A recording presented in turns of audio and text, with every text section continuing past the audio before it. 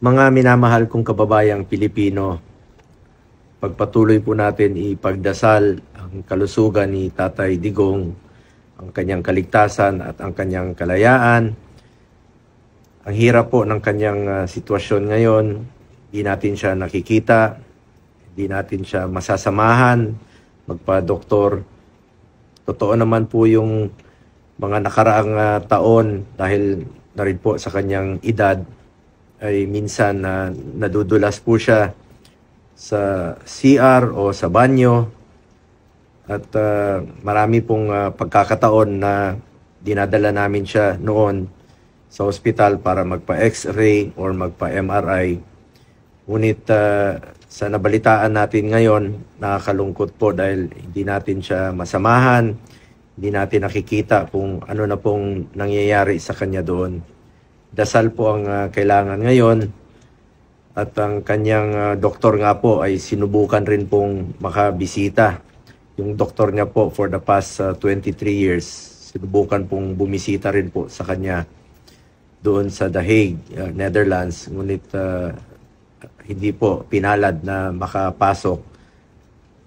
At nakakalungkot po isipin kung ano na ho ang sitwasyon niya ngayon. Kung totoo po yung balita na siya po'y naging unconscious, natagpo ang unconscious at dinala po sa hospital para makapag-laboratory test.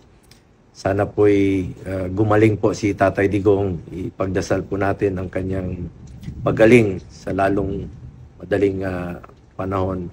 Kung nandirito lang sana siya sa Pilipinas, masasamahan ko siyang magpa-hospital. Masasamahan ko po siya magpa-check up kahit anong oras po, gaya ng ginagawa ko for the past 26 years. Ako po'y nalulungkot at nababahala sa sitwasyon niya ngayon na mag-isa po at matanda na po si Tatay Digong. Marami na po siyang karamdaman sa kanyang edad na 80 anyos. Napakahirap po ng sitwasyon ni Tatay Digong.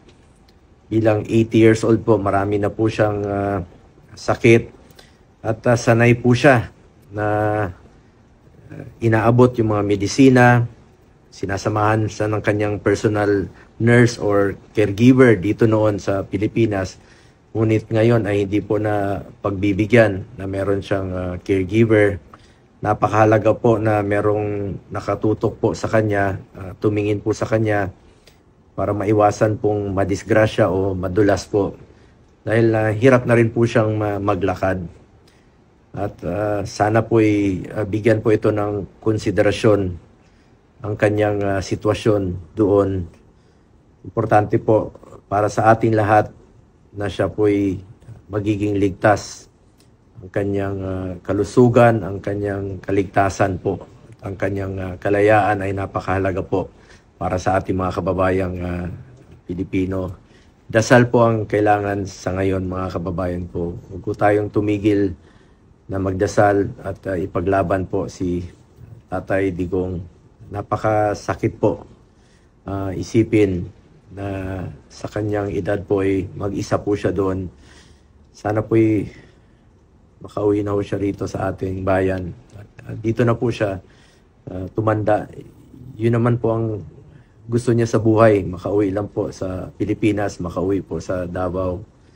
Tanda na po si Tatay Digong, harmless na po yun. Mas nakakatakot po kung meron pong mangyari sa kanya sa ibang bansa. Mga kababayan ko, tulungan po tayo. Huwag po nating pabayaan si Tatay Digong.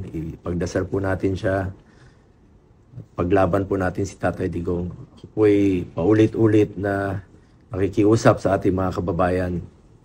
Pagdasal natin ang kanyang kalusugan, ipagdasal po natin ang kanyang kaligtasan, at ipagdasal po natin ang kanyang kalayaan. Ipaglaban po natin si Tatay Digong.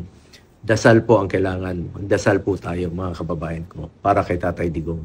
To Tatay Digong, please get well soon. We love you, Tatay Digong.